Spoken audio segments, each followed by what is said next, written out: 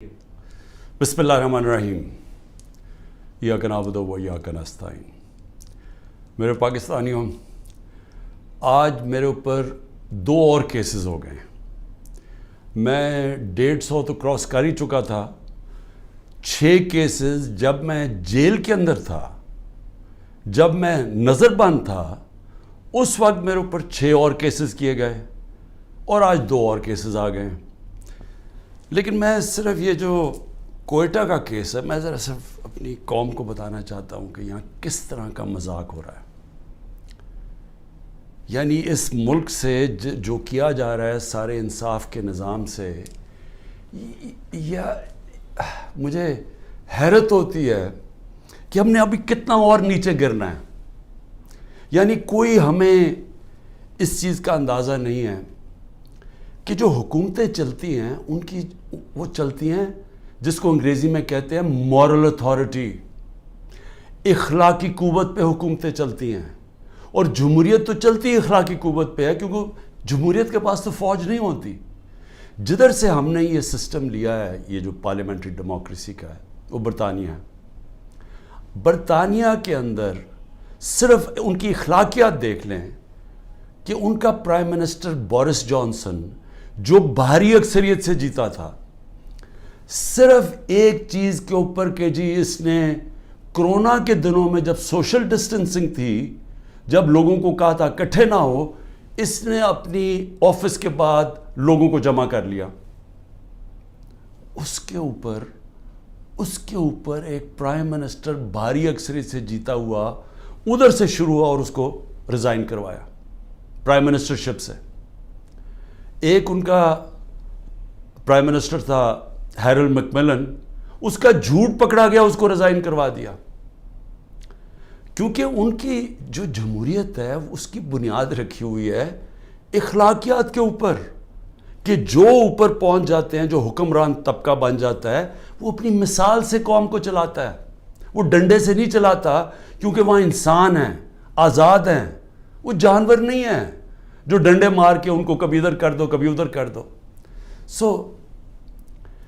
हम जो आज जिधर जाके खड़े हो गए हैं, क्या मुझे बताओ कि हमें अंदाज़ा है कि हम अपने मुल्क को कितना नुकसान पहुंचा रहे हैं?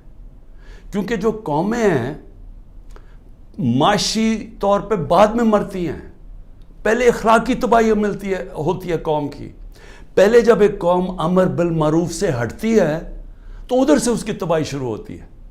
और जब उनकी बुनियाद रखी जाती है अजीम कौमों की, तो वो मदीना की रियासत पे 2 चीज़ों पे रखी गई थी, अदल और इंसाफ, और इंसानियत। और इंसानियत के साथ अमर बिल मारूफ, सच के साथ, हक के साथ खड़े हो, बदी के खिलाफ हो। मोरालिटी के ऊपर, इखलाकियात के ऊपर कौम की बुनियाद रखी गई थी। और वो इसलिए मैं आपको लोगों को याद कराता हूँ कि मैं बार बार आपको याद कराता हूँ, वो दुनिया की तारीख का सबसे बड़ा इनकलाब था। हुआ ही नहीं है दुनिया में ऐसे कि जिन लोगों की हैसियत ही ना हो, वो 2 सुपर पावर्स को 15 साल के अंदर 2 सुपर पावर्स, हिजरत के बाद 622 जब हिजरत की मेरे नबी सल्लल्लाहु अलैहि वसल्लम ने, उसके बाद 636 और 27 में 2 सुपर पावर्स उनके सामने घुटने टेक गई। तो कोई इनकलाब किस चीज़ पे आया था? फिक्री इनकलाब था, वो हथियारों से नहीं आया था, लोग बदल गए थे। और आज हम ज़रा सिर्फ देख लें कि वो मुल्क, वाहिद मुल्क दुनिया में इस्लाम के नाम पे बना था पाकिस्तान। कोई और मुल्क इस्लाम के नाम पे नहीं बना।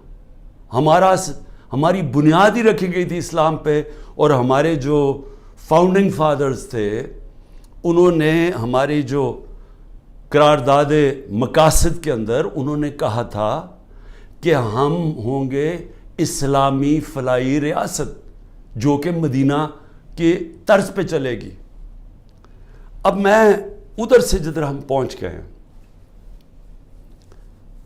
10,000 लोगों को पकड़ा हुआ है तहरीक इंसाफ के, बुरी तरह उनको रखा गया है।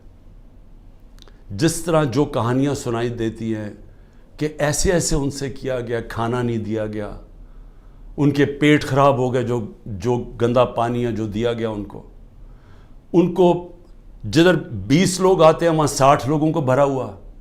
جس چکی کے اندر ایک آدمی جاتا ہے اور وہ چکی کے اندر, وہ چکی جو ڈیتھ سیل جسے کہتے ہیں, ادھر 6 لوگوں کو گھسایا ہوا ہے انہوں نے. تو ایک سیاسی کارکنوں کے اوپر جو ظلم ہو رہا ہے, یعنی یہ کبھی پاکستان میں ایسے ہوا ہے؟ تھوڑے سے لوگوں کو پکڑا گیا. مجھے یہ پتہ ہے کہ جنرل ضیاء الحق کے زمانے میں اتنی تعداد میں تھوڑے سے لوگوں کو پکڑا ہے اور انہوں نے بھی مشکل وقت گزارا ہے. لیکن 10,000 لوگوں کو پکڑ لینا اور ہر روز ان کے گھروں میں گھس جانا جو کہ چھپے ہوئے ہیں, ان کے گھر توڑ دینا, ان کے رشتہ داروں کو اٹھا کے لے جانا, جس کو میں پھر سے کولیکٹیو پنشمنٹ کہتے ہیں.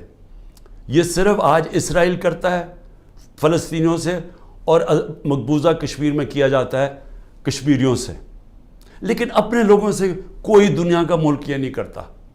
ہاں, پرانے زمانے میں ہٹلر نے کیا تھا اپنے لوگوں سے جس کو کلیکٹیو پنشمنٹ, کہ اگر آپ کا جس کے پیچھے گئے وہ نہ ملے تو کسی خاندان میں سے بھی لوگوں کو پکڑ لو. اور یہ پھر اسٹالن کی جو سوویت یونین تھی وہ بھی بڑا ایک خوفناک قسم کا دور تھا, ادھر ہوتا تھا. لیکن یہ کسی مہذب معاشرے میں آج نہیں ہوتا جو آج کیا جا رہا ہے. تو اب میں آتا ہوں کہ کیسز کے اوپر, کیسز کیا بن رہے ہیں لوگوں کے اوپر. ایک کیس سے نکلتے ہیں ان کو دوسرے میں پکڑ کے اٹھا کے لے جاتے ہیں کہیں.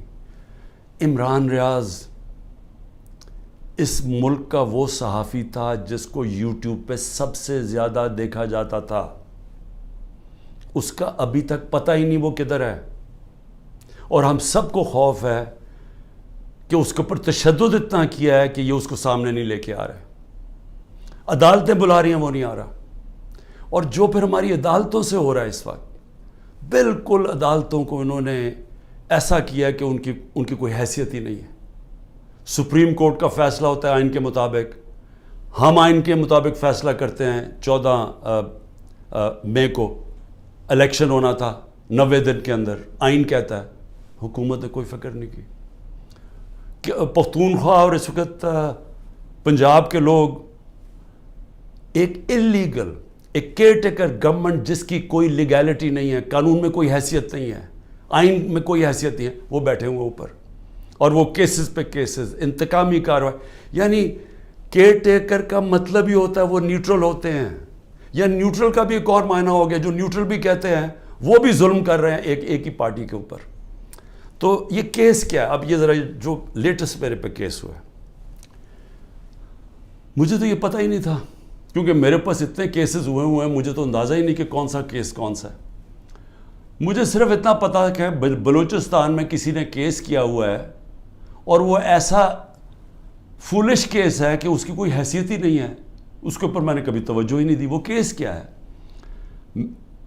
قاسم سوری رولنگ دیتا ہے کہ جناب یہ مراسلہ, یہ جو سائفر آیا ہے وہاں سے, اس کے ہوتے ہوئے بیرون ملک کی مداخلت ہوئی ہے ہمارے افیئرز میں, اور اس میں لکھا ہوا ہے کہ عمران خان کو عدم اعتماد میں شکست ہو. یہ مراسلے میں لکھا ہوا ہے, جو کہ وہ ڈونلڈ لو اور ہمارے ایمبیسڈر کے بیچ میں بات چیت ہوئی, جو کنفرم کیا گیا پاکستان کی سیکیورٹی کونسل نے. پھر جب شہباز شریف بنا پرائم منسٹر, پھر سیکیورٹی کونسل میں ایمبیسڈر کو, اسد مجید کو بلایا گیا. اس نے بیٹھ کے کہا کہ ہاں یہ مجھے ڈونلڈ لو نے کہا تھا کہ عمران خان کو ہٹاؤ پرائم منسٹرشپ سے, اور یہ عدم اعتماد میں اس کو فیل کرو. اور ابھی عدم اعتماد درج نہیں کی گئی تھی اسمبلی کے اندر. تو قاسم سوری نے اس کو سامنے رکھتے ہوئے کہا کہ اس کے مراسلے کے ہوتے ہوئے میں یہ نہیں اس وقت آگے اسمبلی کو بڑھنے دیتا.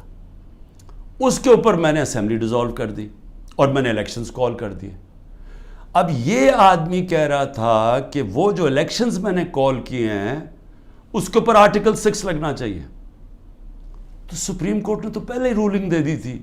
انہوں نے تو اس کا صرف قاسم سوری کا جو رولنگ تھی اس کو انہوں نے ان لافل ڈکلیئر کر دیا. لیکن میں نے تو اس رولنگ کے اوپر فیصلہ کیا تھا کہ اسمبلی ڈیزالو ہونی چاہیے اور الیکشن اناؤنس کر دیتا ہوں. تو میرے اوپر تو کچھ تھا ہی نہیں, تو کیس میں تو کوئی حیثیت ہی نہیں تھی. اس آدمی کا وکیل کا قتل ہوتا ہے, فیملی ساری کہتی ہے کہ خاندانی دشمنی تھی، اس پہ قتل ہوا ہے. وہاں پہنچ جاتے ہیں، یعنی وہ پتہ چلتا ہے کوئی 9:30 بجے اس کا قتل ہوتا ہے. 4 گھنٹے کے اندر لا منسٹر پریس کانفرنس کر دیتا ہے کہ عمران خان اس میں ملوث تھا. 4 گھنٹے. کبھی سوچیں کہ کوئی قتل ہوا ہے، کوئی انویسٹیگیشن ہوتی ہے، کوئی پتہ چلتا ہے، وہ 4 گھنٹے میں کہتا ہے عمران خان اس کے اندر ملوث ہے. اور اس کے بعد کیا ہوتا ہے؟ اس کے بعد آئی جی اٹھاتا ہے اس کے بیٹے کو، رات تک آئی جی اس کو اپنے پاس رکھتا ہے، اور اس سے پھر ایک اور سٹیٹمنٹ آ جاتی ہے کہ جی یہ عمران خان نے قتل کروایا میرے باپ کو. اب پہلے میں یہ سمجھنا چاہتا ہوں کہ عمران خان